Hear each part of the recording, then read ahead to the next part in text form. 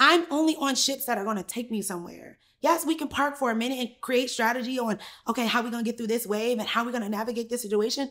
But how long are we going to sit, baby? Like, I am here with none other than the founder of Girl Mob, featured in USA Today, Forbes. She has been inspiring me as well as she's been inspiring many. When you hear this interview and this comeback story, you are going to be blown away. I am so excited to introduce today Miss Mary Seats, AKA Miss Skittlez. Branding is how you look, feel, sound to your audience. Went in there and they basically was like, you are fired from Cupcake Mafia. You no longer own this company. Literally, my heart sunk. How do I even communicate? I lost my company. How do I even, I'm about to cry. Welcome back to another episode of Rich in Real Life. I'm your host, your girl, Jessica Hurley, and I am so excited today because I am here with none other than the founder of Girl Mob, the founder of what I used to know as Cupcake Mafia back 10, 12, 13 years ago. I have followed her for so long. She has been inspiring me as well as she's been inspiring many, and she is now the owner of a 15,000 square foot co-working space in Atlanta. She is a woman, a mother, a wife, and featured in USA Today, Forbes. She's everywhere. And if you don't already follow her, when you do, and when you hear this interview and this comeback story, you are going to be blown away. I am so excited to introduce today the guest on Rich in Real Life, Miss Mary Seats, AKA Miss Skittlez. Welcome to Rich in Real Life. Hey, I'm super excited to be here. The one, the only Miss Skittlez. Thank you so much for joining me on Rich in Real Life. I am so excited, and I really need people to hear some of this and what you've been doing and what you've been hiding behind the scenes. I definitely hide a lot. You do. I have been following you since, I don't know the exact year, but I know 2011. Wow.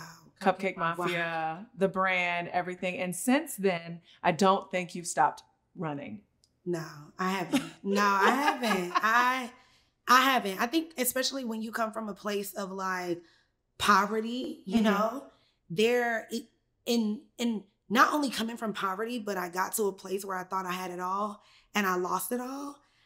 I don't feel comfortable knowing that, like, I don't feel comfortable with what I have now because it makes me so scared that I could lose it all again.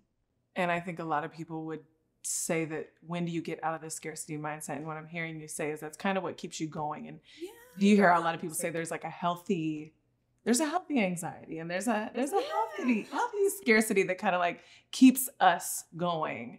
And I feel like that has literally kept you on the run. Yeah. And I think that it's not scarcity. I think that it's a difference between scarcity and complacency.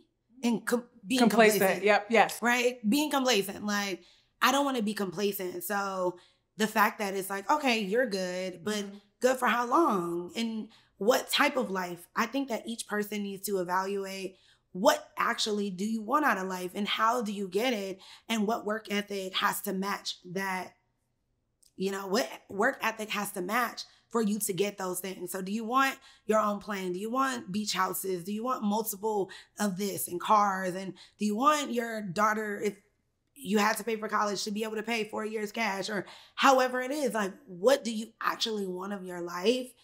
That is going to be the work ethic you need to apply to that. And so for me, my run is not based on what I currently have and the success that I currently have. It's for the legacy that I'm building for my grandkids and my children's children. And so to me, it's not like scarcity. It's, okay, I'm comfortable with where I am, but I know where I can be. And I know there's always more. Yeah, for sure. Can we back up for a second? Because I did read this somewhere in one of the articles you were featured in that was, you built it all and you lost it all, and this was amidst an acquisition. Yes. How? Because this per se is everybody's dream. Yeah. Everybody's like, build it well, get it acquired. Yeah. Get your name off of it, get all the things. And you built this all the way to multi-million. Yes. And then it was acquired. And this somehow put you in a position that you felt like you couldn't get out of. Yeah. So it was a little different for me. Okay. So I was in my 20s, like 23 years old. I built this $4 million clothing company. And I was at a trade show one day in August, and Forever 21 came to my booth, and they wrote a $1.4 $1 million purchase order. And I'm like, okay, so excited, but I have no idea how to purchase, ship, manufacture $1.4 million with that. The routing guide, like none of that. I had none of that. I was literally like a baby business, right? And so I went around to a few people asking them like, what did you do? How did you get here? And like literally at that trade show, and I met a guy named Jeff Staple who I love. That's like my bro. And he was like, you got to find a distribution company that's going to take on the weight of that. And like, you can have ownership in your company. And like, you know, I came from the music industry background, so I always related it to like getting a deal, you know, like for my clothing brand, I got a deal. It's not like where you're raising capital and you're giving away equity, and it's not like that. You find a distribution company that kind of makes cool brands that is all in the retail store. They're producing in China. They have the net 30 accounts, net 60, net never will pay. Net never. Right? If you know that they pay net, you might net. But yeah, so they had all of that. And so I did a lot of meetings, and I honestly felt like this company was perfect. They were giving me like $300K on salary. Like, you know, running a business, girl, you're not making a salary of $300K in your bank account. So they were giving me a salary. Also on paper, it said that I own 60% of my company. I was going to have all these trips, like for, you know, like travel trips and trend forecasting and all these things. And it just looked so good. And I remember my husband, now boyfriend, the day that we went to the signing, he was like, you sure you know what you're doing, right? He said that. And I was like, listen, this was my exact words. My exact words was, trust me, I know what I'm doing. And if I don't, I'll have enough money to do it over, right? Because in my mind, I thought that I've already built this business to be so big that with the help of them, it's no way that we can fail. Like, it's no way that we can fail. Like, we were literally building the next Juicy Couture, the next, you know, like, so it was no way that this brand could fail. And I felt like if it did, I would have already had so much money saved up and so much money that I made from all of the, you know, the livelihood of the brand, the lifetime of the brand, that I could just start something else. I could use all the information, but it did not happen that way. 6 months later, I signed a deal. Within a month, I moved to New York. I get rid of my condo here in Atlanta, moved to New York, buy a condo, like all of the things. I had like $80K saved up when I moved to New York. Within 6 months, I had like $8,000. And why? Because I was trying to meet them where they were. Right? Like, I didn't want them to, I don't even know the proper term. I just felt like you cannot little dog me. Like, I'm a big dog. Like, I built a multi-million-dollar business. I'm coming to the table with something. So anytime we had a problem with production or manufacturing or any of those things, I would be like, well, how much does it cost? Well, oh, we need to get that done. So how much does it cost? They'll be like, oh, it's 30K. Here's 30K. Like, my brand matters. Yeah, get it done. But they knew that with me dwindling down the money that I had in my bank account, I was going to be more desperate for what they were giving, right? So that's just they could give you less. Exactly. Like, imagine if your pantry is full. Yeah. You're going to be you're not going to be concerned about what someone's trying to feed you. You're like, girl, my pantry is full. But when your pantry gets depleted and somebody puts a plate in front of you, you're going to be like, oh, you know what? That looks so good. But it didn't look good a month ago because your pantry is full. So that's kind of what they did every single month. They were like, oh, we're going to close this. We're going to close your retail store. No, let me buy my retail store out of the deal. I gave them cash for that. Oh, we're about to do this. Oh, let me give you cash for this. Oh, we're about to do this. Oh, let me give you cash for that. They were slowly taking this away from every dollar that they gave me with that signing bonus, I gave back to them. With just, oh, we're going to do this. We're going to open a factory in China. For me, we're going to do this. We're going to do that. All of these things, I literally was just like, here, buy this out of the deal, buy this out of the deal, thinking that they would see me as an equal partner, right? And so 6 months down the line, it's getting toxic. And I realized they started firing all the other CEOs for the brands that they were managing as well. And I looked and I talked to finance and they were like, you're the next highest paid person in the company outside of all of the investors. And I'm like, okay, this this looks bad. Yeah, this looks bad. I know that I'm on the chopping block. Like, I know. And so I was like, my husband was like, make the best of it. He was boyfriend then, but he was like, make the best of it. Like, you know what you know, just ride it out. Like, make the best of it. And one day they called me in and was like, hey, we're going to fly you to a trade show in Atlanta. That's what they were telling me all week. So it gets to be the day of the trade show or of the day I'm supposed to be flying. And I'm calling them, I'm emailing them. I'm like, I don't have my flight yet. What should I do? And one of the investors' name was Mike. He's like, come into the office. I'm like, okay. He's like, bring your suitcase. So I'm like, okay. So I had a little dog. I'm preparing to have one of my coworkers or one of my employees, I guess, watch my dog. I got my suitcase and I walk into the office. It's weird. And the receptionist had to open the door for me. My key card didn't work. So I was like, this is the day. So I'm trying to log into my computer, can't log in. So I'm literally sitting in a room with my suitcase, texting my boyfriend, like, I know this is the day. This is it. And I don't know what to do. And he's like, just, go in there, listen. Went in there. They basically was like, you are fired from Cupcake Mafia. You no longer own this company. You will continue to get your revenue split based on the merchandise that we sell. And you use that suitcase to pack up your desk. That is what they said. And literally my heart sunk. I went into a soup shop right across the street and was like, what do I do? Who do I tell? Like, how do I even communicate? I lost my company. How do I even, I'm about to cry. Like, oh my gosh. I'm never an emotional person, but just, girl. This is one of your darkest experiences, though. You created a baby and then you were hungry from it. Like, girl, someone literally took this out from under you. Girl, $4,000 rent. I mean, just imagine like having all these expenses, having these girls that you've now bought your retail store. I bought my retail store out of the deal. So I now have 4. In New York.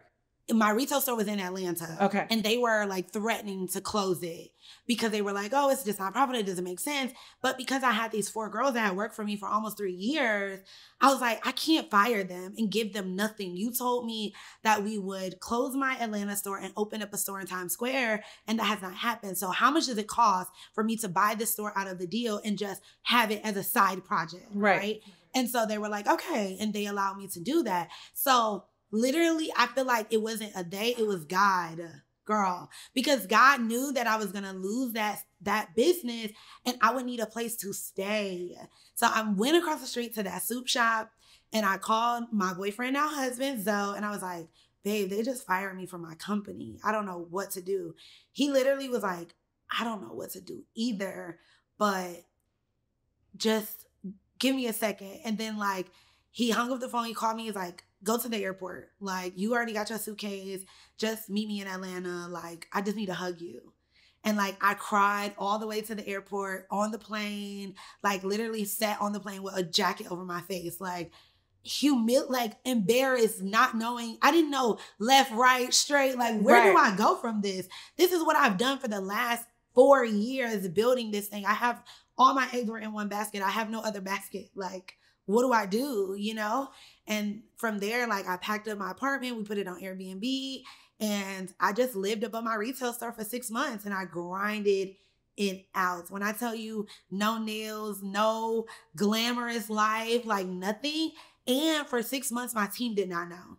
Like, every single day, I woke up at 6 a.m., cooked breakfast. Okay, just so you guys can know, my retail store, which is a business I still have. It's not a retail store anymore. It's a selfie museum. But it was a live workspace. So you can like have your retail in the bottom and there's apartment on top. So there's a 2-bedroom apartment and a kitchen and bathrooms up top. Right. But I've always used that for my offices. I've never used that for living, right? So I just like literally one Sunday after we were closed, moved all my stuff in from that apartment in New York. I like barricaded this door and like put signs, don't come in here, you will be fired. This is inventory from this is our new collection, can't be seen. And I just told my team like, girl, oh my God, the company in New York, they sent me down here to kind of get the business back going. And like, yeah, like I never told them because who wants to have jobs, who people would feel like they don't have job security. They would fear job security. They would be like, this lady has no idea what she's doing. Like, she lost her company and she's still keeping us. Like, what's going on? But I just knew something in me. It's like that resilience that was like, I know this is going to be better than ever when it gets back on track, you know? It's that angry grind. Yeah. Like, okay, all right. Yeah. You didn't take me away though. But I had to I played I hired the best lawyer, in retail. That almost took me out financially. Again, I told you, when I left that company, I had $8,000 to my name. Between $8,000 and $10,000 to my name. To walk in my lawyer's office was $10K. To walk in his office, you know? I was like, oh my God, this is real life crazy. I still have store rent. I still have payroll. I still have lights. I still have just personal expenses. I was taking care of my family. There's so many things that people don't realize when you hit rock bottom that doesn't stop. It just doesn't stop. And you can't make it stop. It's like a train. You can't get out there and be like, stop right now. It's going to take a while to stop that. And that's your integrity. That's your, people will make up stories. They don't, you don't get to come out of that unskinned. Yes. And yeah, girl, that was the craziest year. 6 months, 6 months with that company, so toxic. And then 6 months on an airbed, every day figuring out your life, all over again.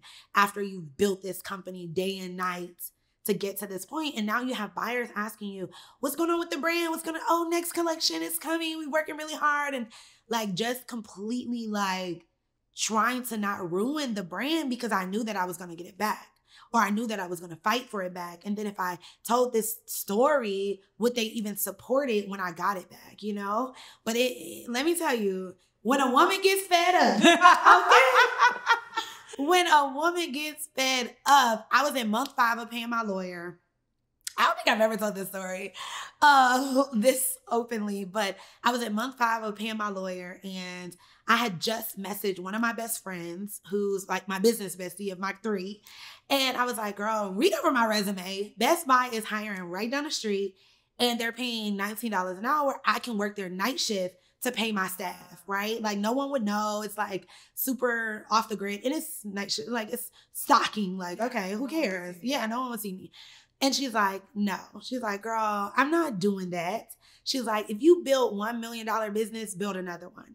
And I was like, but I can. Alex, I don't know how. I'm like this, trying to float this one. Right. This is all I've done. And they are making it so hard for me. The name of my store was Cupcake Mafia. They stopped selling me, the vendor, Cupcake Mafia merchandise. So imagine my customers come into a Cupcake Mafia store with no Cupcake Mafia. Then they stopped selling my husband, my boyfriend at the time, Cupcake Mafia merchandise because they knew that he would give it to me. Then they stopped selling my friends that were literally wiping. There was no way. There was no way. There was no. They were erasing you. They were erasing me from. They started to take my checks. They started to every little residual check, everything they were taking. And so I was like, okay, I got to think of something else. But that exact moment, and this is why it's so important to have amazing people around you and friends around you that's not going to be because she could have made that resume. Dress up your resume and be like, it's all good. We're going to do what we got to do. Yes, we're going to do what we got to do. I've had that moment. But having a friend like that was you built a business, a multi-million-dollar business at that, build another one, and this is how you do it. She's like, get on Periscope, use your voice, start talking about all the experience, girl, Periscope. I'm like, am I dating myself? But get on Periscope, share your information, talk about what you've done, share the story. Don't talk about losing the business, talk about how you built the business. That's what people want to know. Then from there, I started doing $25 classes on Sundays after we closed in my store, girl. They were packed, 50 people packed in my store. That was paying the rent. Then I was doing Periscope. Then I started doing webinars. Then I built a community called Girl Mob. Yep. So it was all of those things spiraled into now I'm teaching the information and people see what she did it. So now people are calling me hey, can you do it for my brand? So then I started to be a consultant, helping people connect with buyers that I already had relationships with. Right. And buyers connect with brands that I have relationships with. And so that spiraled into its own thing and giving me the revenue that I needed, the faith that I needed, the support. all the confidence that I needed as a business owner to go out and then fight for my brand back. So when a woman gets fed up, she gets fed up. Let me tell you, I called my lawyer. He sent me an invoice. I remember this. He sent me an invoice. It was like over $5,000. And when I tell you, like every ounce of my body just died. Right. Like I have paid you so much money. So much money. And you get that like, I cannot do it anymore. Yes. Girl, this is I'm telling you. This is like when you have to get creative. Right. So I started thinking, what is going to make them upset more than, like, what will move this along faster? Right. I have to be courageous. I have to be bold. Yes. I have to like put my foot down, or they're just going to keep mushing over me because they know I'm going to run out of money. Right. They know that. And so I was like, all right, let me put my foot down. So I sent them an email. It was time for me to sell my New York, get rid of my New York apartment. New York is such a big deal, but whatever. It's not just like moving out. It's not as easy for people that live in New York, you know. So it was time for me to like get rid of that apartment / condo, whatever you want to call it. And I sent them an email and I was like, hey, so my plan was to let them know that I will ruin the brand on this day. So I own the social media still. I still had the domain name. I still had all of these things that they needed access to. Okay, wait, let me circle back. So one, I got the invoice from my lawyer. Two days after that, I got a call from a company in China saying, hi, Mary, we're buying your company. We're so excited that we're purchasing this company from the distribution company. And we're going to need access to all of these things. And we're so happy that you're on board. Mike and them told us that you're on board and blah, blah, blah, blah. And I literally was like, I am not on board. I will ruin this company before I allow them to sell it to you because we are already in a legal battle. It's not that this is just me willing to I'll never have it back. Like, no. And so they were like shook, and obviously they went away.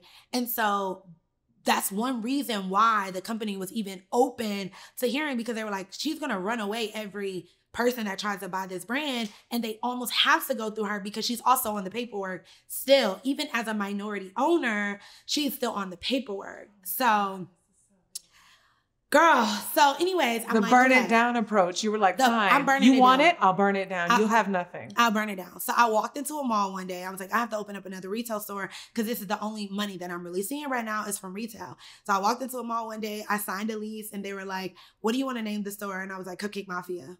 Girl, I had a grand opening, big grand opening too. Celebrities there. They sent me an email. Are you crazy? You don't own this name, blah, blah, blah. I was like, sue me. That's great. Sue me. It'll be faster. You actually have to hear my side and they'll, like, sue me, do whatever you need to do. What are you going to sue me for, this airbed? I have nothing. This Forever 21 clothes in this airbed. Sure. You can have it all. You can have it. Like, I have nothing at this point. And so it was that. And then it was, okay, so I did that. And then it riled them up. They started, sending legal paperwork. Then I did it again. I opened another store in another mall, named it the exact same thing. So now I have 3 retail stores, not even selling Cupcake Mafia merchandise, but because I'm a marketing genius, I knew what to do. And I knew that my audience didn't need the logo. No. They needed the phrases. They needed the fonts. They needed the colors. They didn't care if the logo was on there or not. I could just put CM. Like, I could put anything on there and they will buy it because they know the branding, which is why I'm so big on people building out their branding before they start selling anything, is because without the logo, I still made $300K that year with no logo attached to the product. But because people identified the brand with the fonts, the textures, the colors, they was like, oh, that's a Cupcake Mafia product, right? And so, yeah, girl. So I opened 3 stores. They still ruffled their feathers, still no motion. I said, okay, I know what to do. I called my friend who worked at the New York Times.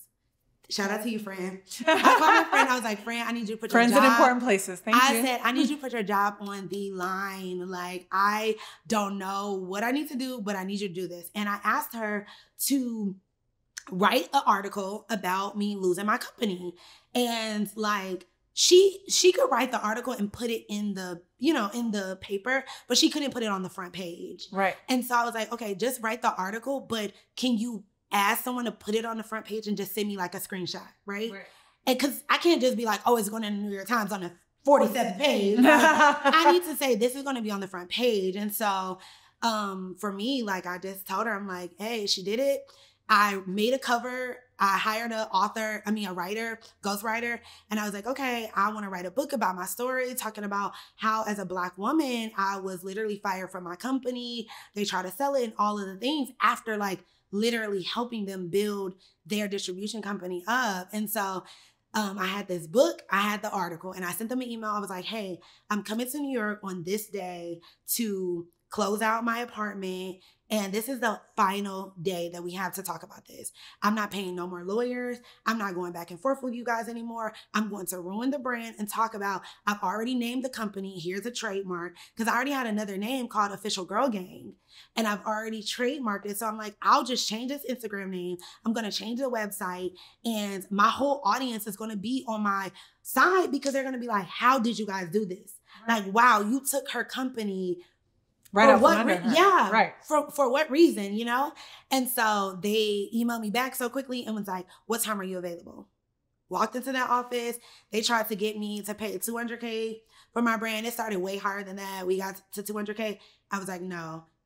I walked away with like a $60K investment back into my brand with all of my inventory, with all of my trademarks. Yeah. And no other company has ever fought them. And I've seen them work with the best. And I'm not even going to mention, it's a lot of celebrities have went through their company and lost their brands. Yeah. Long story, but girl. I have the chills. I am blown.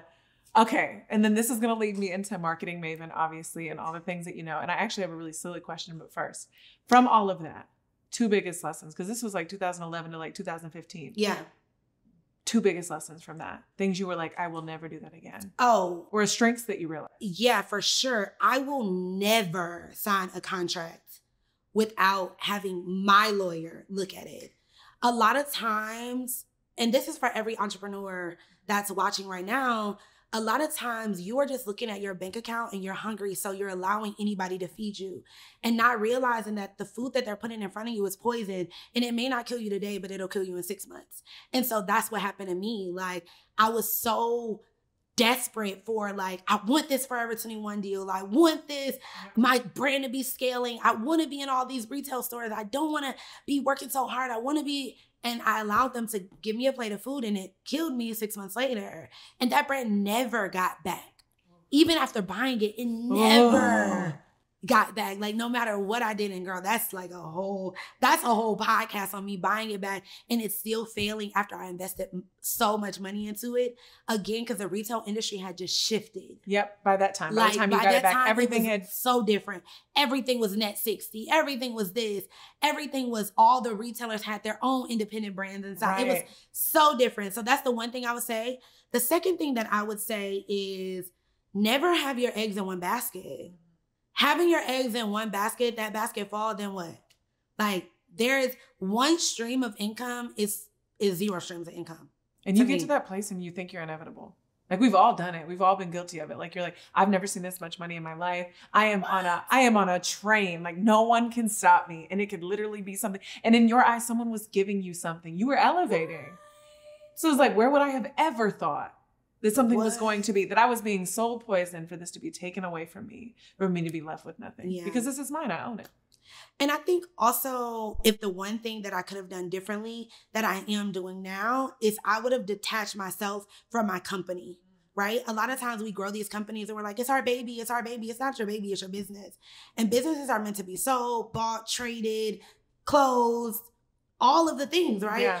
And a lot of entrepreneurs are struggling with a business that's never going to make it, and they should pivot and do something else, right? But because it's your baby, you're not going to give your baby away. No matter if your baby is like, whatever it is, it's like ugly, it's not making money. It's not your identity. It's not your, you have to separate the two. So every business that I own, someone could walk up to me today and be like, hey, we want to buy your business for this. And there is no attachment. It is like, what does this look like? Right. What is the body of work? Separate yourself from your body of work can stay with you. Yeah. The business can go. I built Cupcake Mafia for 4 years. I turned it into a multi-million-dollar business. That's my body of work. Right. That doesn't mean that I have to continue to struggle with this business that's not profitable. What I love about this is when I listen to this, it sounds like a great relationship gone wrong, like a terrible relationship. And when we leave a relationship, we're like, I'll never date a guy like that again. I will never do that again. I'm listening to you. And you're saying the opposite. You're like, no, I'll do that again. That is what a business is supposed to do. And I'm unattached from it. But no one will ever catch me with my pants down again. Like no one will ever blindside me like that again. And I think that's so admirable of you, is that you're like, no, I'll do that again. I just won't do it the wrong way. Yeah. And I think the biggest thing is like entrepreneurship. Every single day you run your business, you're showing up for practice, right? You are showing up for practice every single day. Every customer, every package you ship, every no that you get from investors, all of the things is practice. So you make one mistake and you're gonna give up on a championship. So you make one mistake at a game, right. You lose one game and you give up on the championship. Like, right. No, I'm going to keep going. This is the next game for me. This is the next game for me. Like, that's how I look at it. Like when it comes to entrepreneurship, every single day in my business is practice. Every bad decision I make is just a simple game. Like, okay, I lost the game. The Lakers lose how many games? You know what I'm saying? Yeah. But at the end of the day, they win. They're focus on winning the championship. And you got to figure out what that championship is for you. And most people quit because they never had an idea of what their championship is. Like, I know what my championship is. Like, my championship is, so my championship is showing other women of color that they can build businesses and sell them. My championship is creating generational wealth for my children, because that's not where I came from, right? And my championship is really like, I just really want women to be able to look at me and be like, wow, she did it. I can do it too. I didn't have anyone to look up to when I first started to be like, dang, she lost her company, went through this, was resilient, she struggled. Like, I didn't have anyone to look up to. And so I want people to listen to these podcasts and interviews, long after I'm gone, and be like, wait, I'm about to give up in game 1. Like, she was on game 20 and she sold her company for $500 million, Right. So yeah.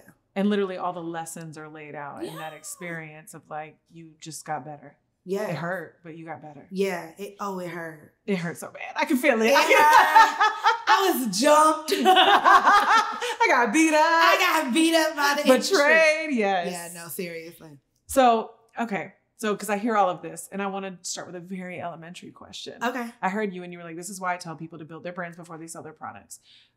Because of the argument on the internet, what are we considering branding in 2024? Woo! Where do I start? Because people are like, branding is this, branding is not this. And I'm like, what is branding? And then people will tell you up and down, right and left, that you should do it after you have invested in creating the product or the launch or all the things, or you need to have something that works. Absolutely not. Okay. Branding is how you look, feel, sound to your audience, right? If I have this lip gloss, right? I got a cool formula. What I'm gonna put it in? That's how it looks. Right. What does it feel like? What does the packaging look like? Is it gonna be embossed? Is it gonna have a sticker on it? Is it gonna have a sticker that after 3 wears or 3 times in someone's purse, is it gonna peel off? What does your logo look like? Is it clear? Can I read it? Is it visible? To me, you gotta perfect the branding first, because that's what's gonna separate this lip gloss from 500 other lip glosses that are sitting on a countertop. People are gonna be like, oh, I love the way it looks. I love the way it feels. I love the way, when I open it, I hear the thickness of the formula, right? It's the how it feels in my hand. Yeah, how it feels in my hand, how it feels on my lips. Like, all of those things is what branding is. So I don't care. You can have an amazing product, but if it doesn't look, feel, sound good to you, if it doesn't attract your ideal audience, then it will never be a multi-million-dollar company. There are companies that literally, like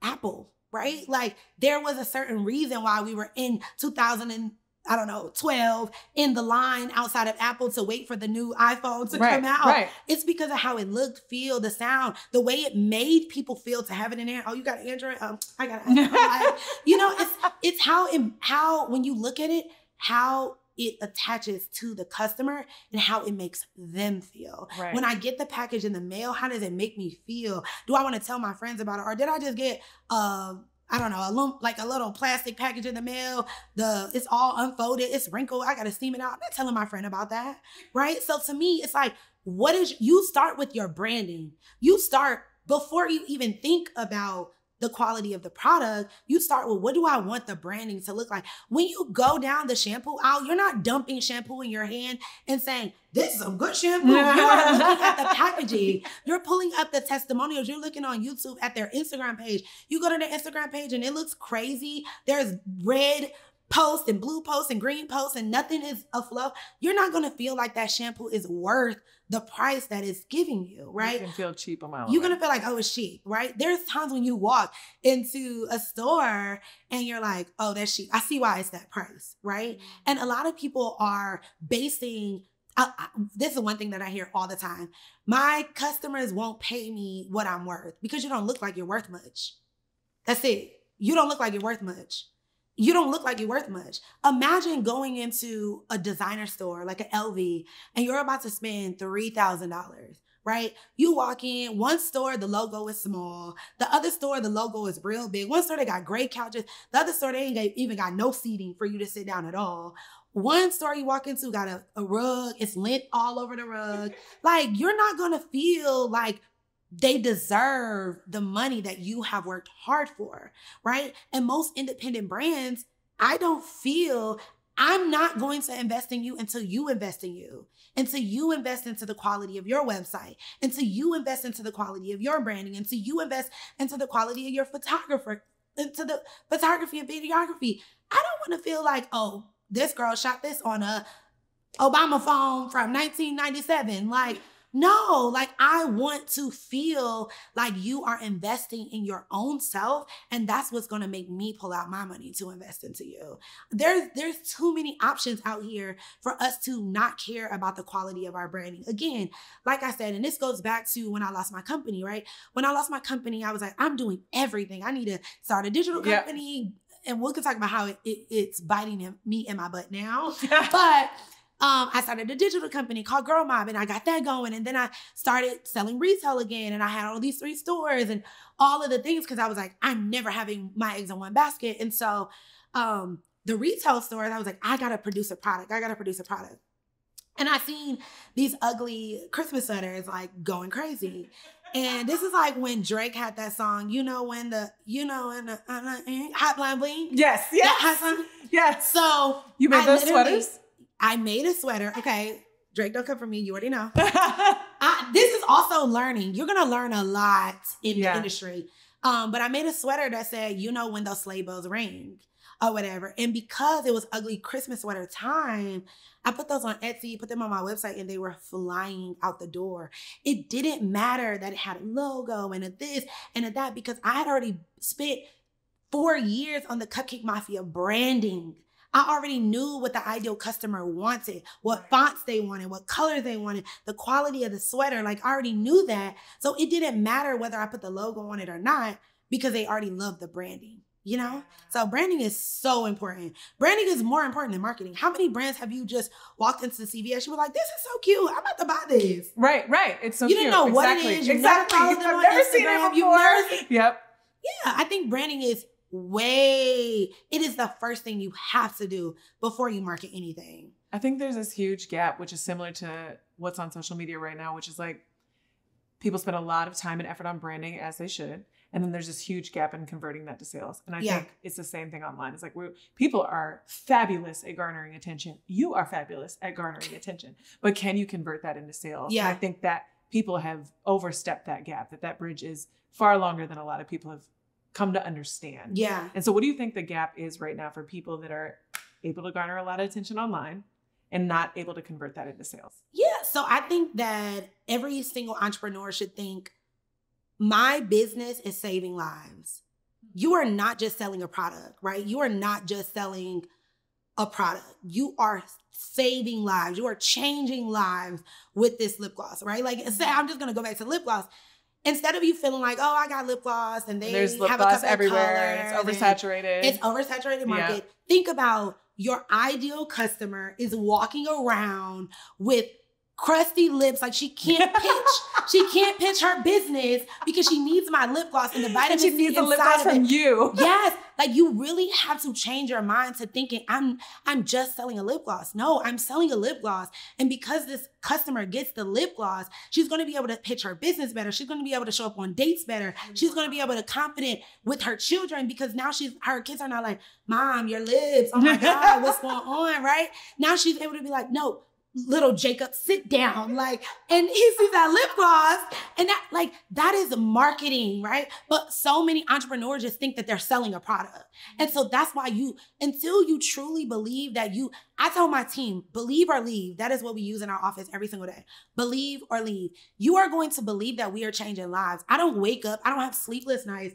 I don't have empty days of like wanting more, like empty bank accounts. For us to not believe that we are changing lives. And all of the products that I've built is literally, have you seen our testimonials? Have you looked at our customers? Do you see the people that walked through this door and was like, Skittlez changed my life by starting Girl Mom. Skittlez changed my life by starting this marketing agency. If you understand that, and if you really can attach it to those testimonials, then you are not just walking into a room selling a graphic. You're not walking into a room selling a website. You're walking into a room selling a website that is going to change Alyssa's life because that website is going to get her millions of dollars, and then she's going to be able to create people with that. Exactly. So when you truly believe that your product is saving lives, you will market it like it's so. Girl, y'all heard them receipts. She slid those in there too. You heard that, right? Period. Like, do the research. But I think that is why there's a gap because people want to make it look cute, but then they don't want to sell it. They're like, I don't want to be salesy. Why? Have you ever went to the hospital? Right? Let's talk about sales. Yes. Have you ever went to the hospital? Yes. Okay. When you were sick, did they ever say, you know what? Just go home and drink carrot juice and eat a green bean. You'll be fine. Did they sell you hydrocortisone, ibuprofen? That is a sell. That is a sell. Right. You need it. They didn't have to, the doctor didn't walk into the room and say, I'm going to be salesy today. But they gave you an IV. They gave you a CAT scan. And then you look at this bill and you're like, wait, I paid $40,000. That is a sell. When you walk into a lawyer's office, the lawyer's like, you know what? I really want her to fight this case. Like, I'm going to not charge you. No, they're like, ma'am, it costs this much. And so I don't understand how we can be sold to every day, but not want to sell the products that we are changing lives for. And if not, pick a new product. Yeah. If you don't believe in it, pick a new product. Exactly, for sure. I don't think that people should be building brands that they don't believe in, though. Yeah. If it's done nothing for you, you shouldn't be selling that product. Like, if it hasn't changed the way that you thought about your own life, you don't need to sell that product because it's going to be hard for you to sell it to anybody else. You don't even have no results from it. Right. Like, that's so good. That makes so much sense. You don't have any. And then also, another thing is that I talk to my clients about, so many people want a very high ticket transaction when they've never invested a high ticket into themselves. Correct. So you don't even know what the transaction feels like. Right. You don't even know that comes with a client experience and a much higher expectation and a different version of you and a different connection and expectation. Yeah. And even the feeling, like, even me trying to sell, I remember when, in my first marriage, I was like, oh, I want an LV bag. And like, every time I went to the store, I was like, oh, what is $1,000? Like, oh, I'm not used to that. That's so much money. I'm so used to shopping at Steve Madden or whatever, right? But the one time you make that transaction, it's your whole perspective changes. Correct. Like, everything now becomes like, that was $1,000. They text you, they check on you. But even your mindset of like, oh, it was just $1,000 now. Yeah. And now when you talk, you're going to walk yourself up into a $3,000 purchase, a $5,000 purchase. And now you know what it feels like to give someone $1,000. So now you are going to want to receive that $1,000 from someone else because you now know what it feels like. A lot of people want an investment that they've never made into themselves or someone else. So you don't even know what that transaction feels like. And I think that is the sale of online is that Yeah. you can sell it, you can create and sell a product and you can become a multimillionaire and there's all these things. And it's like, you got to pick an uncomfortable. You're going to work hard in your corporate job or you are going to work hard building a business and it is going to cost you money. You're going to have to invest. You're going to invest 10, 20, 30% into your personal development and conferences and conversations and mentors to be able to grow the business. Like this will not happen overnight. So it's not. Okay, so over the years, all of this happens to you. You learn all of this. You are a marketing maven for elite brands, great personal brands. You have Girl Mob community, which you guys have phenomenal experiences, take great trips. You have an awesome community of women, which is probably something you created because it was something that you needed, especially after that experience. And you wanted to be able to help women the same way that you probably wish somebody would have been able to help you. Right, during that experience. I would have paid anything. Right. So now you're giving that to other women. Yeah. Now, fast forward, you have this 15,000 square foot co-working space here in Atlanta. Yes. And you have the icing brand where you are now extending yourself to personal brands to be able to do this for anybody that wants it, that's willing to invest in themselves. Yeah. What have you learned about navigating business relationships, friendships? Because one thing I have learned is a lot of people will come out of the woodwork. And I'm not saying that it's necessarily like everyone is trying to drain you or suck you or all the things. Like I have developed some of the greatest relationships for my business, my clients, my other business relationships, people in my network.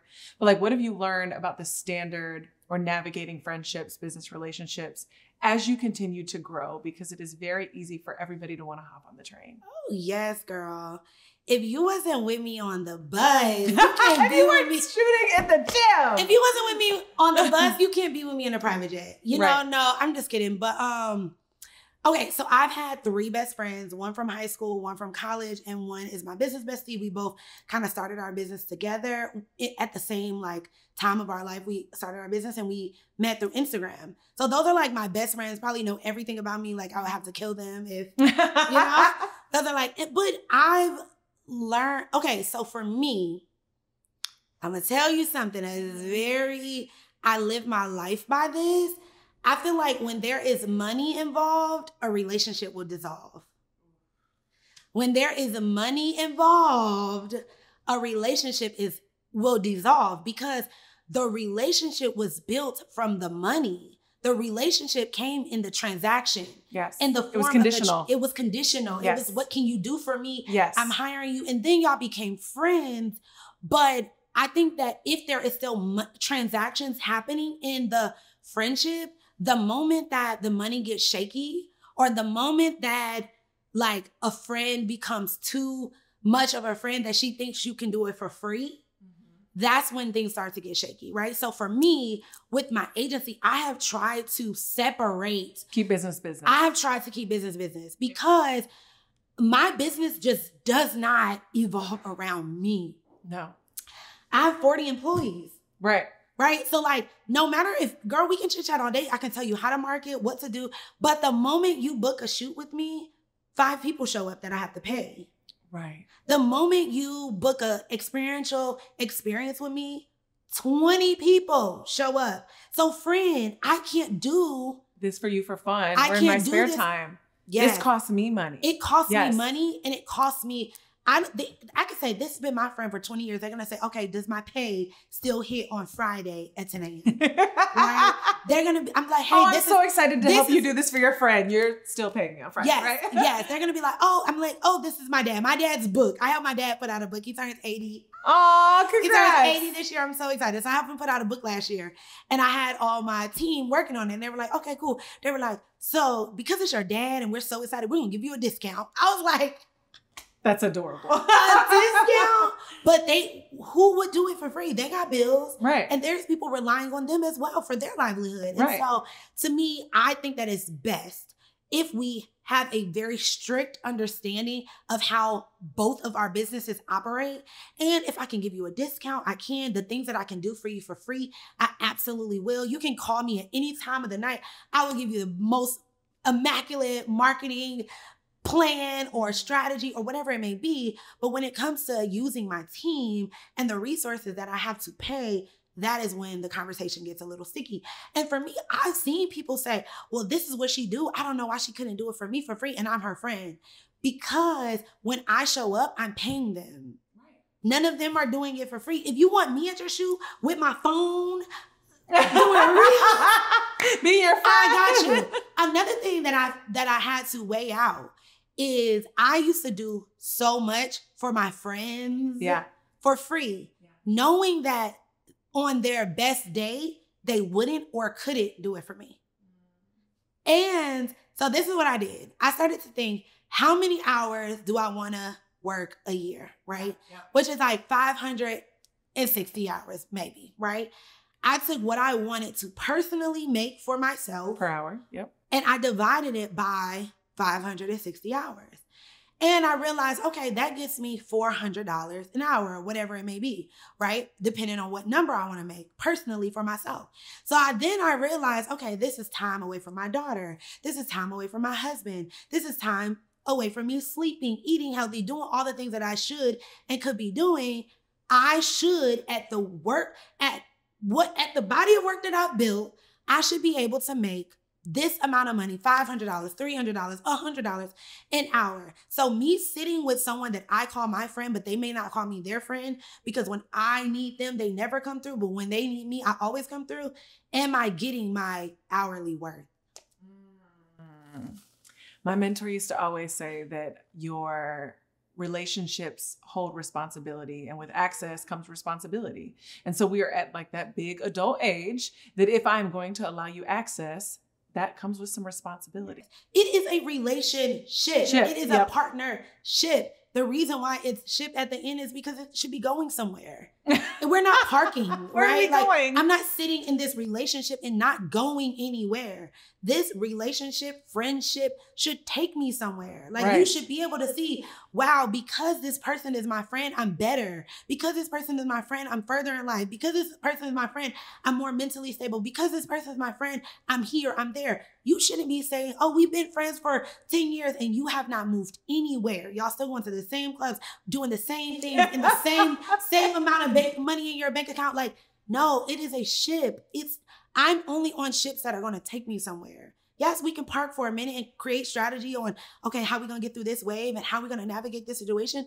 But how long we going to sit, baby? Like, friend, if you don't evolve, you're dissolved. And I believe that in all my relationships, me and my husband are constantly evolving. Oh, that's where I was going next. We should not be the same person that we were when we got together 11 years. Like, we should not. 11? Okay, so that's where I was going. I was like 11 years. And then you take this same strategy and you apply this to your love life, your relationship, parenting, partnership. Like, how?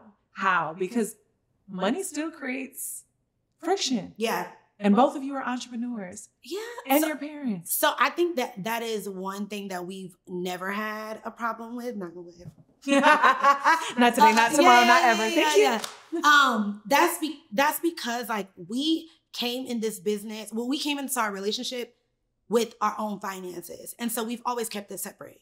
But we have legacy accounts together, right? Like these are things that we are building our legacy on. This is a Dreer name. Like we have these accounts, right? And so he doesn't worry about what is in my account or my things that I'm doing for my own business. And I don't worry about what's in his account and what he's doing for his own business because we know that we have targets. And we know the type of relationship that we desire on both sides. And there's never been a time that I didn't give him what he desired and he didn't give me what I desired because we've already established that, right? And one thing that we do in our relationship that I talk about all the time is we have evaluation dates. So every single month we go to a really nice restaurant, we sit like this.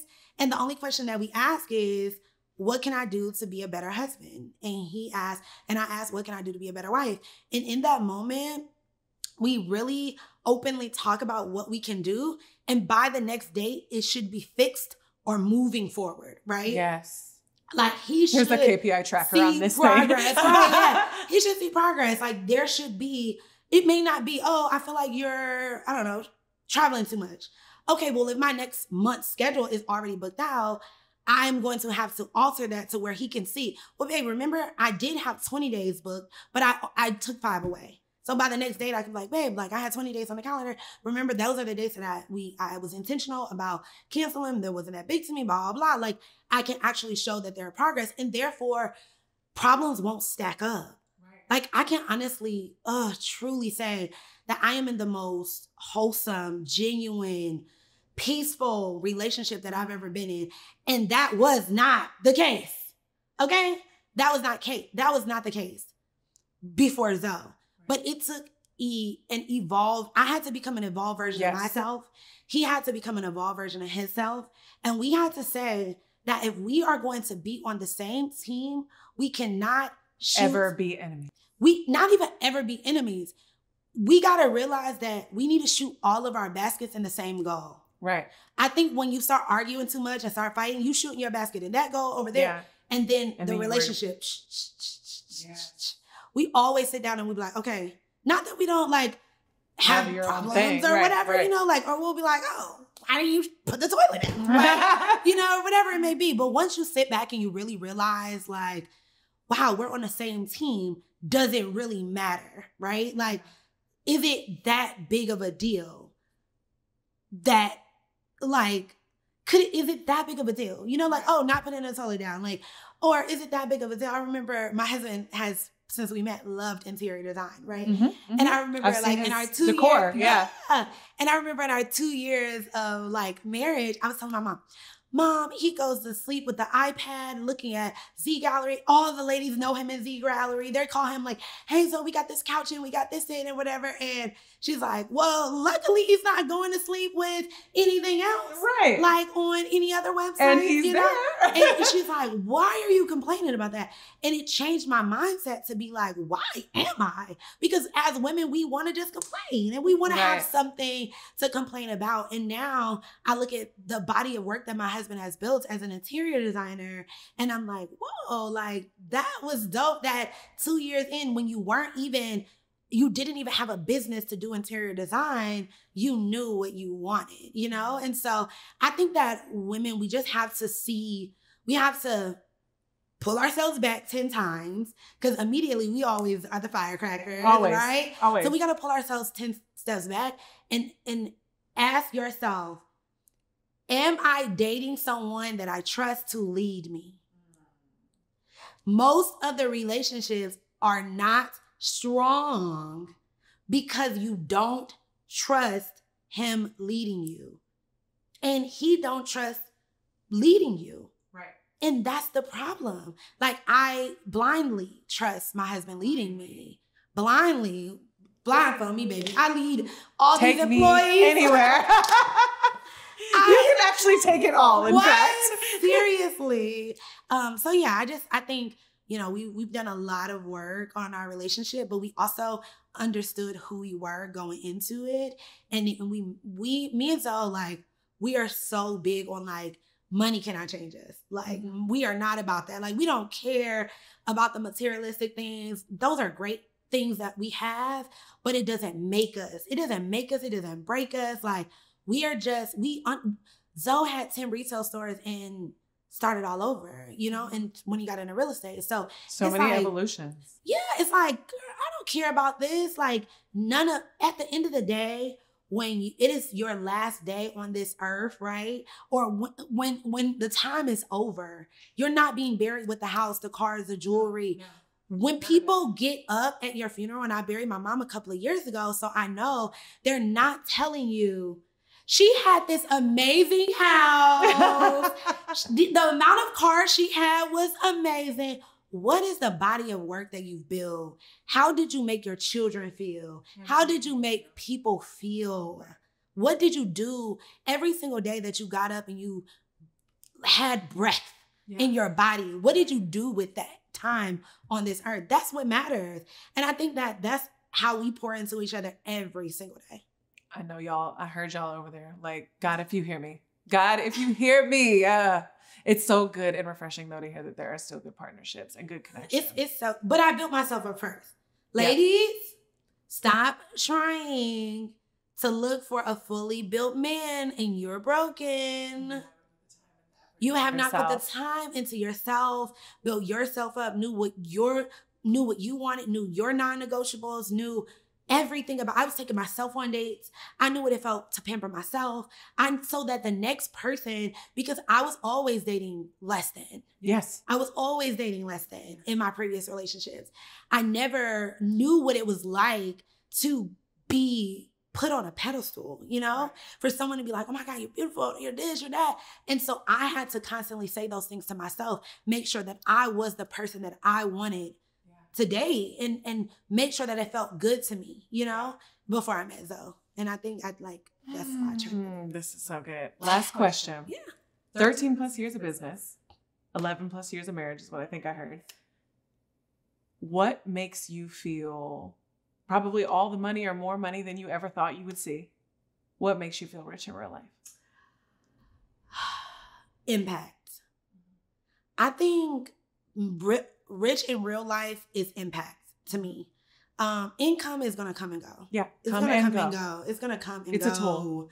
It's a tool. It's a resource, but impact. Me, like when I'll just simply like make a post on Instagram and I'm like, if I change your life, comment below. And to see hundreds of women that says like, wow, because of you, I did this, or even just because following you, not even that they bought anything or they patronized my business, but just from following, you make me a stronger mother, you make me more confident, you've done this, you've done that. Like, and so I think me being impactful in someone else's life is what makes me rich in real life. And I think just knowing that the businesses that I created are changing the lives of so many other people. I was talking to one of my clients yesterday who's doing like a really big conference, and I flew down to Houston and I met her 6 years ago. Like literally, I couldn't even show y'all. Her shoot was on Friday. I was supposed to have the baby the next Monday. Wow. I got induced on the Monday before her shoot. So I'm calling her in the hospital, like, okay, wait, pose like this, pose like that, because I couldn't make it to her shoot. I'm on FaceTime with her. And so like, this is still my client to this day. And we were talking and she was like, you know, I didn't have faith in myself. I didn't have faith in myself to do this. And you pushed me out there to do it. And one of her companies, her mastermind is making like 50 grand a month.